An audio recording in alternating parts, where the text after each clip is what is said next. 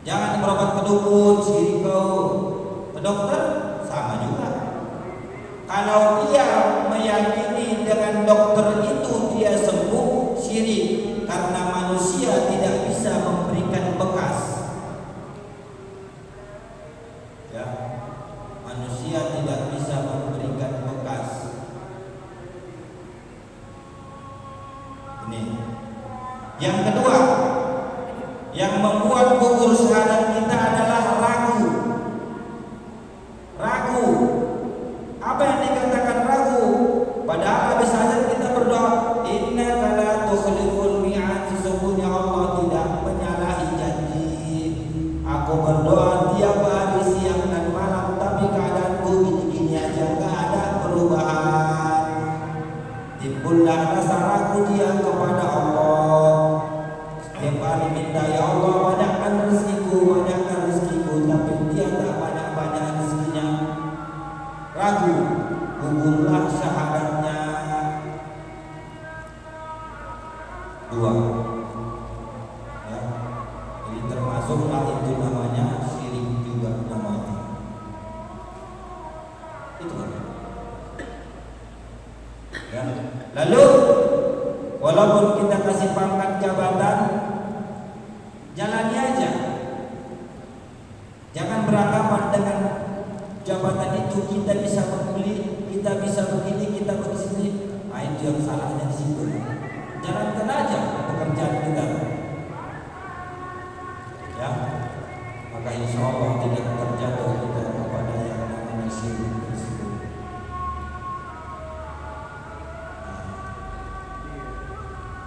Ada dari ibu kira-kira yang mau ditanyakan?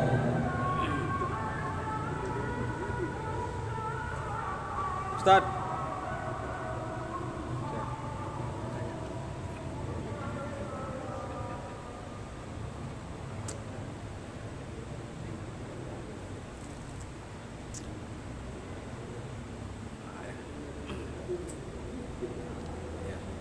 Assalamualaikum warahmatullahi wabarakatuh.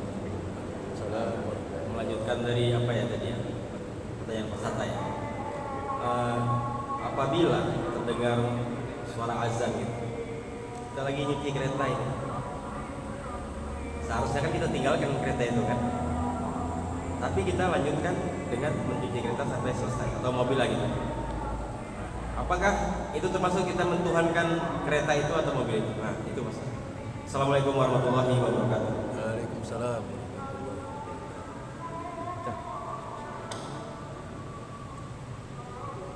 Kalau kita kerja sama orang, udah azan berkumandang, memang seharusnya kita tinggalkan pekerjaan, kan gitu. Lalu kita lanjutkan pekerjaan kita. Apakah termasuk sama seperti pertanyaan peserta? Beda. Itu bukan syirik. Ya. Yang dikatakan syirik meyakini selain kepada Allah itu syirik. Sementara kita betulkan macam tukang. Ya kan, azan berkumandang masih dia. Nah, itu namanya apa? Itulah namanya orang yang lalai.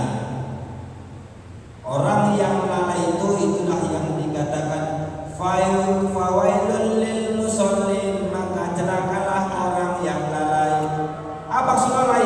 Melambat-lambatkan sholat 5 waktu. Ya. Kenapa bisa tak tergerak hatinya? Karena dia menganggap sholat itu belum kebutuhan. Orang yang sudah menyatakan sholat itu kebutuhan karena itu dia tidak mau dia meninggalkan sholat. Bahkan ketika dengar suara azan tergerak hatinya untuk langsung sholat. Nantilah. Inilah yang dikatakan fawailul lil musallin. Orang yang suka meremehkan sholat, orang yang suka melambat-lambatkan sholat. Ya, ini sering kita baca, tapi enggak kadang berubah juga. Kita tahu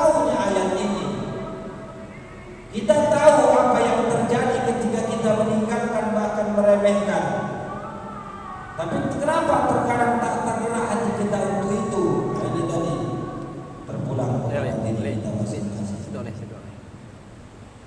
Sampai nggak? Ya. Sikit lagi ya Pak Ustaz. Saya ada cerita sama teman gitu ya. Apakah yang dibilang dia itu benar? Suara azan, suara muadzin itu sebenarnya perwakilan dari Allah. Apa betul itu, Ustaz?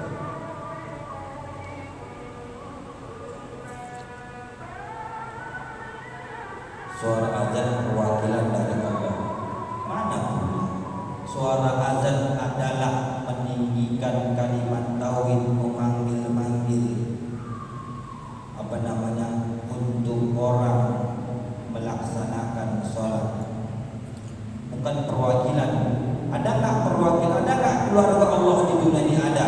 Siapa orang yang baca Quran? Siapa wakilnya? Khalifah. Siapa khalifah? Termasuklah Rasulullah Sallallahu Alaihi Wasallam. Bukan suara azan itu. Kenapa? Tengok. Kalau dalam ilmu fikih, orang yang azan gak bagus bacaannya, batalat azanhu, batal azannya. Shin diganti dengan sin, ha diganti dengan ha, batal. Makanya walaupun dia kita tengok remeh, tapi kandungannya besar. Gak sembarangan orang yang azan.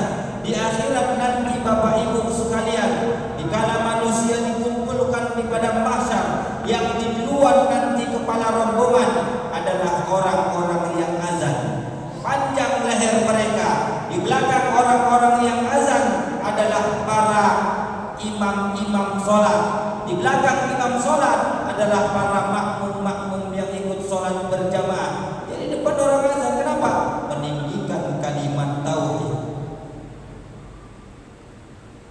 Ya, dia yang manggil. Artinya orang yang azan itu dia yang manggil. Iya. Ini makanya anak yang baru lahir, kalau laki-laki azankanlah dia. Agar apa? Agar dia tertanam kalimat tauhid dalam pendengarannya, sehingga dia tidak dahulu kata-kata yang tak bagus masuk ke dalam telinganya, sehingga ingat dia kepada Allah Subhanahu wa taala. Ya. Tidak sah azan bagi anak-anak. Jadi kalau anak-anak jangan suruh azan.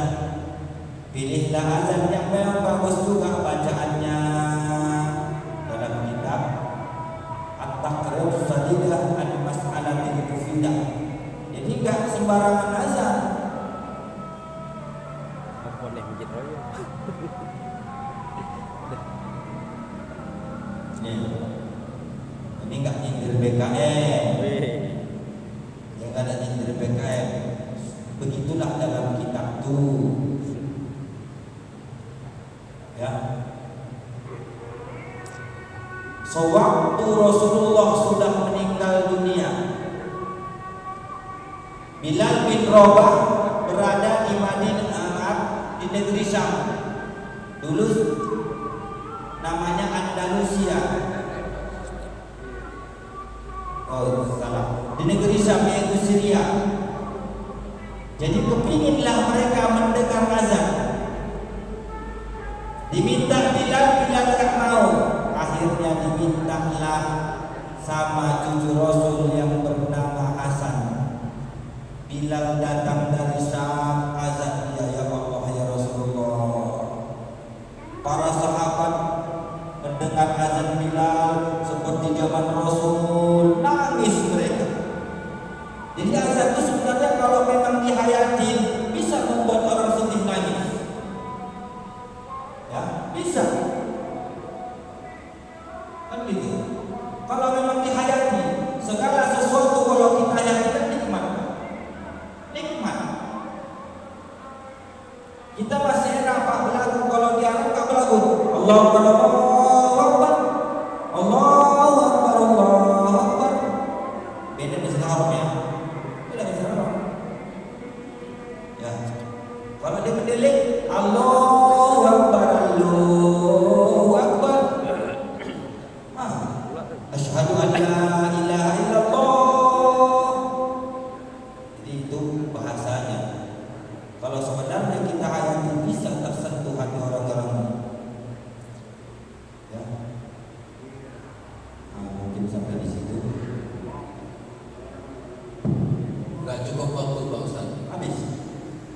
habis. 40 menit.